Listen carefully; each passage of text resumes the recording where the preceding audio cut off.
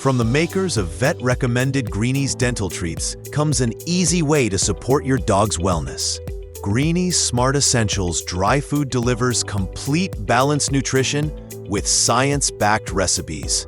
Greenies Supplements, developed by a team of PhD animal nutritionists, offers options to help support healthy joints, digestion, and more. Whether it's mealtime or mobility support, Greenies helps you care for your dog from the inside out. Learn more at greenies.com. You are listening to Veterinary Vertex, a podcast of the AVMA journals. In this episode, we chat about the JAVMA technical tutorial videos with our guest, Rebecca Bishop. Welcome, listeners. I'm Editor-in-Chief Lisa Fortier, and I'm joined by Associate Editor Sarah Wright. Today we have three-time author, technical tutorial video author Rebecca Bishop.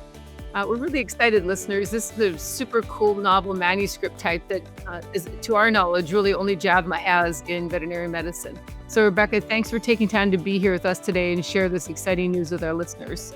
Yeah, thank you so much, Sarah and Lisa, for inviting me to be here today. I'm really excited to talk about these fun new type of papers.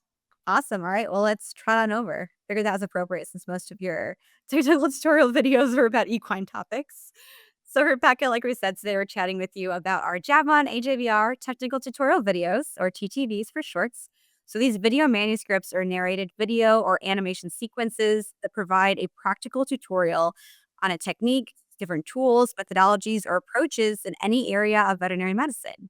As I said, you published several of these video manuscripts. What was your experience with creating and submitting these videos? So as you can guess, given that we've published a few of them now, I've had a really great time working on them and really enjoyed kind of the different creative outlet compared to writing traditional papers and scientific works. So I have some background in editing video, just like playing around with iMovie and kind of things like that. And I really enjoy getting into new technologies and figuring out how they work. So I've really been, of our group, like the one spearheading the video editing. But it was a very interesting process to go through, kind of like, how do we think about when we're teaching these different approaches? What do we need to go through step by step? And really, to put the videos together, I had to take a step back to think about laying it out. And I can certainly talk a little bit more about how we went about that process if you want. Yeah, you've really been a leader, I know, at your institution too. I had another faculty member at your institution reach out to me and said, Rebecca's publishing these really cool videos. I want to do that too. How can I do that? So thanks for being a leader there. Yeah, and I've met with a couple people, other people here in different services, and certainly happy if anybody wants to reach out to kind of share some tips and tricks how we went about doing it. Awesome. Well, thank you. So how did you choose the topics for your video manuscripts?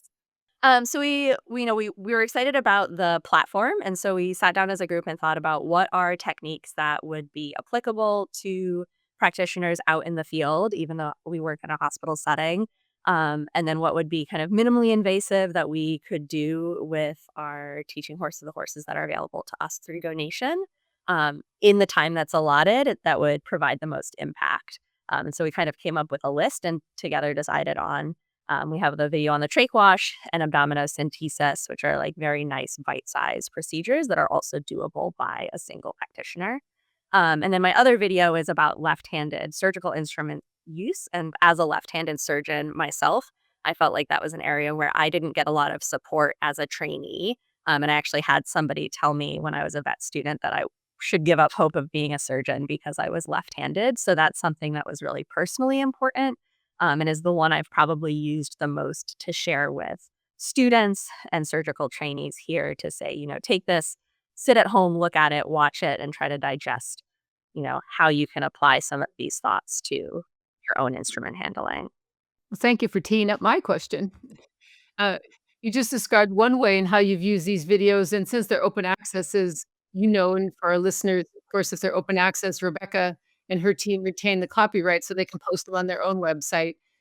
Other than sharing with the students, how else have you used these video manuscripts since you published them? So far, I've cited one of them in a paper and a grant because I do work with peritoneal fluid. So having a current resource of how we do The abdominocentesis was really useful. Um, and certainly have not shared, I've shared them on like my LinkedIn and my social medias. I have my own YouTube channel that's pretty minimal, so I haven't shared it there, but mostly I've used it for teaching either current or former students. You said earlier that you have some experience with video editing. It's, as teachers, as educators, we're always talking while we're showing something. Here's a tip. Here's how you do this. How did you incorporate that into these video manuscripts when you were creating them? So the way I went about the process, because when you think about sitting down to film yourself doing something, I think it's pretty stressful to think like I need to get everything I want to say and do all done in one shot and do it correctly. So from the beginning of the process, sitting in my office, kind of came up with a step by step. What are the important points I want to capture, and thought about like what would be better as a still image, what do I need a video of, and then decided right from the beginning that I was going to record the audio separately. Because although on the clinic floor we're always doing and talking at the same time, I feel like it can be much harder to get everything out that you want. So I had a lot of pictures and video. And then I used Adobe Premiere Pro was the editing platform that I used. I'd never used it before. It was really user friendly. I did some tutorials.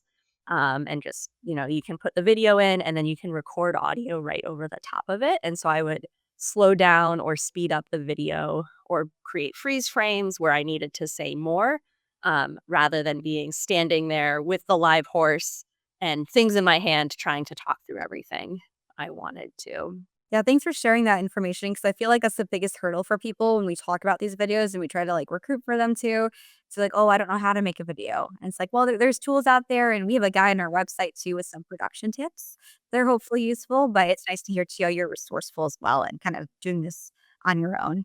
Yeah, and I think even for people who aren't at a big institution, like you probably know somebody in your circle who, if you're not very technologically savvy, is a little bit more comfortable. And so it can be a great way to get other people involved in the process. But having a clear and flexible plan from the beginning, I think was helpful, in making sure that we didn't need to go back and record more content later on. So, Rebecca, as you know, one of the cool things about these videos is that as opposed to just like going to a website or even like YouTube, is that they're peer reviewed. So we have peers looking at them just like any other manuscripts. So, how was the peer review process for your submitted video manuscripts?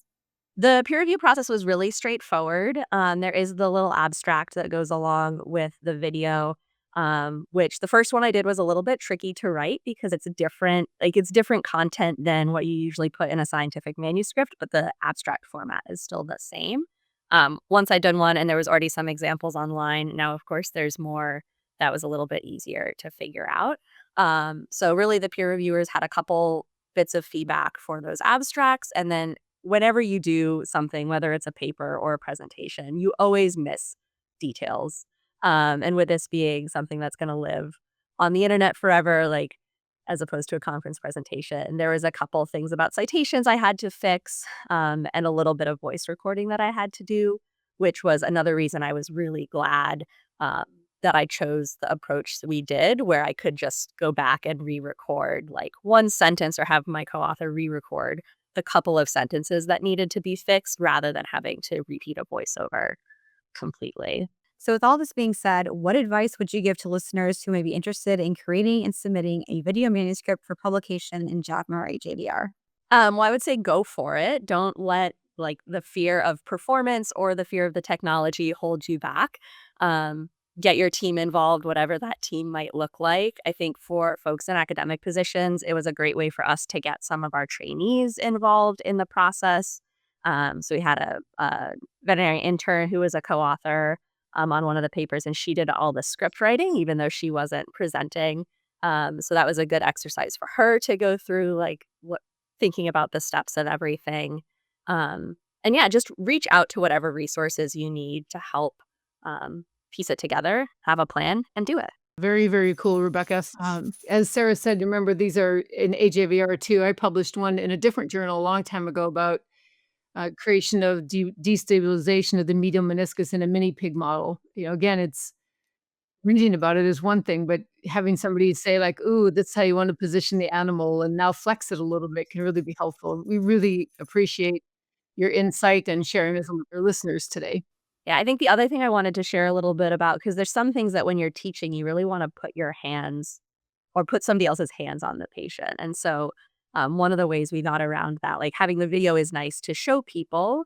But I made some illustrations as well in a couple of the videos to help, when we do a trach wash, you say palpate and you feel for the spot where the strap muscles join.